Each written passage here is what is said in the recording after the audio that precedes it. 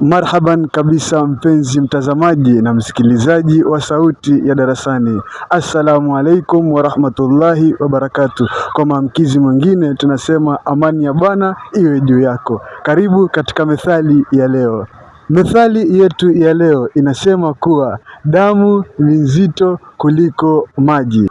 Maana ya methali hii ni kuwa watu wa familia, yaani ndugu, ukoo, wako na mshikamano wa kudumu kuliko watu wa nje ama marafiki. Hivyo basi, methali hii hutumiwa kuonesha kuwa familia yako ama watu wako karibu siku zote ni bora kuliko marafiki. Lakini siku hizi wanasema kuwa ndugu zetu ndio mahasidi zetu. Lakini tuendelee kuamini kuwa iko siku familia yako itakuja kupatia thamani na ikuweze kutambua kama wewe ni mwanafamilia. Kulingana na mafundisho ya dini zote mbili ni kuwa lazima sisi tutafute njia ya kuweza kuamiliana na kusaidiana na familia zetu. Kwani siku zote tunaambiwa na wahenga kuwa damu ni nzito kuliko maji.